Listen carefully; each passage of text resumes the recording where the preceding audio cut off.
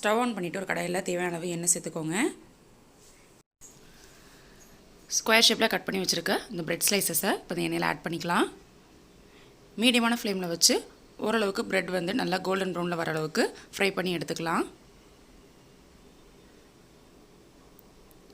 இப்போ மார்னிங் டைமில் நம்ம டக்குனு இட்லி மாவு இல்லை அப்படின்னா குழந்தைங்களுக்கு ஒரு பிரேக்ஃபாஸ்ட் செஞ்சு கொடுக்கணும் ஸ்கூலுக்கு அப்படின்னா ரொம்பவே ஈஸியாக நம்ம ரெடி பண்ணிடலாம். கண்டிப்பாக கிட்ஸ் வந்து ரொம்ப விரும்பி சாப்பிடுவாங்க.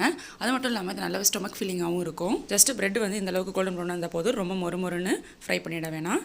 இப்போ அதே கடாயில் ஒரு ஸ்பூன் அளவு எண்ணெய் சேர்த்துருக்கேன். எண்ணெய் நல்லா ஹீட் ஆனதுக்கப்புறமா இதில் ஒரு ஸ்பூன் கடுகு ஆட் பண்ணிக்கலாம். கடுகு நல்லா பொரிஞ்சு வந்ததுக்கப்புறமா இது கூட ஒரு ஸ்பூன் போல் உளுத்தம்பருப்பு ஆட் பண்ணிக்கலாம்.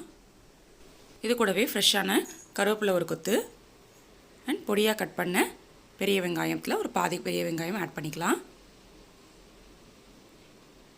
கூடவே ஒரு பச்சை மிளகாய் ஃப்ளேவருக்காக ஆட் பண்ணிவிட்டு மீடியமான ஃப்ளேமில் வச்சு நல்லாவே வதக்கிக்கோங்க.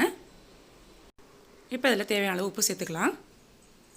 இந்தளவு வெங்காயம் வதங்கினதுக்கப்புறமா ஒரு சின்ன சைஸ் தக்காளி நல்லா பொடிசாக கட் பண்ணி அதை சேர்த்துக்கலாம். இதில் ஒரு 1/4 ஸ்பூன் அளவு மஞ்சத்தூள், 1/2 ஸ்பூன் மல்லித்தூள். நம்ம காரத்துக்கு ஆல்ரெடி ஒரு பச்சை மிளகாய் ஆட் பண்ணியிருக்கோம். இது கிட்ஸுக்கு கொடுக்குறதுனால ரொம்பவே நம்ம காரம் ஆட் பண்ணணும்னு தேவையில்லை. அதனால் உங்களுக்கு காரத்துக்கு தகுந்த மாதிரி நீங்கள் ஆட் பண்ணிக்கோங்க. நான் இன்றைக்கி 1 ஸ்பூன் அளவு போல் மிளகாய்த்தூள் ஆட் பண்ணியிருக்கேன். ஆட் பண்ணிவிட்டு இதை நல்லா வதக்கிக்கோங்க. இப்போ இந்தளவு வதங்கினதுக்கப்புறமா இதில் ஒரு 1/4 டம்ளர் அளவு தண்ணி சேர்த்துக்கலாம். தண்ணி சேர்த்து நல்லா கலந்து விட்டுருங்க. இப்போ இந்த வெங்காயம் தக்காளி நல்லா குழைய வெந்து வரட்டும். அதுக்கு மூடி போட்டு மூடி வச்சிடலாம். ஒரு 10 நிமிஷம் கழிச்சு ஓப்பன் பண்ணி பார்க்கலாம். பாருங்கள், வெங்காயம் தக்காளி நல்லா சேர்ந்து இந்தளவுக்கு வதங்கி வந்துருச்சு. இப்போ இதில் பொடிசாக கட் பண்ண வெதனிக்கின்னு குடைமிளகாய் சேர்த்துக்கலாம். எப்போவுமே குடைமிளகாய் வந்து யூஸ் பண்ணும்பொழுது உள்ள விதையை எடுத்துகிட்டு சேர்த்துட்டோம் அப்படின்னா இந்த காரம் வந்து குழந்தைங்களுக்கு சாப்பிடும் பொழுது தெரியாமல் இருக்கும். குடமிளகாயில் நிறைய ஹெல்த் பெனிஃபிட்ஸ் இருக்கிறதுனால கண்டிப்பாக குழந்தைங்களுக்கு செய்கிற ஃபுட்ஸில் வந்து குடமிளகாய் ஆட் பண்ணி செஞ்சு கொடுங்க. இந்த டிஷ்ஷில் நம்ம குடமிளகாய் சேர்க்குறது ஹெல்த்தியாகவும் இருக்கும், ப்ளஸ் வந்துட்டு சாப்பிடும்பொழுது நல்லா க்ரன்ச்சியாகவுமே இருக்கும். இப்போ இதை ஒரு 2 மினிட்ஸ் இதை மூடி போட்டு மூடி வச்சிடலாம்.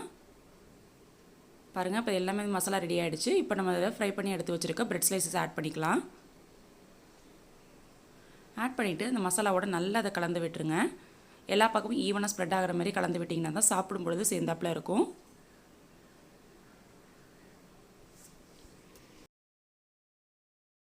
அவ்வளோதான், ரொம்ப குயிக்காக ஈஸியான ஒரு பிரேக்ஃபாஸ்ட் ரெசிபி. நம்மளுடைய பிரெட் உப்மா வந்து இப்போ சூப்பராக கலர்ஃபுல்லாக ரெடி ஆகிடுச்சு. இதில் நம்ம எக்ஸ்ட்ராவாக எந்த எக்ஸ்டர்னல் ஸ்பைசஸும் ஆட் பண்ணல.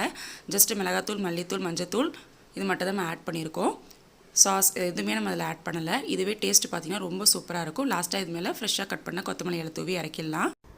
டேஸ்டி ஈஸியான இந்த பிரேக்ஃபாஸ்ட் ரெசிபி பிரெட் உப்மாவை நீங்களும் வீட்டில் ட்ரை பண்ணி பாருங்கள். ட்ரை பண்ணி பார்த்துட்டு டேஸ்ட் எப்படி இருந்துச்சு மறக்காமல் கமெண்ட் செக்ஷனில் கமெண்ட் பண்ணுங்கள். இந்த ரெசிபி உங்களுக்கு பிடிச்சிருந்துச்சுன்னா லைக் பண்ணுங்கள், ஷேர் பண்ணுங்கள். நம்ம சேனல் சப்ஸ்கிரைப் பண்ணலாம் மறக்காமல் சப்ஸ்கிரைப் பண்ணிக்கோங்க. கூடவே இருக்க பெல் பட்டனை கிளிக் பண்ணி ஆல்ங்கிற ஆப்ஷனை செலக்ட் பண்ணிக்கோங்க.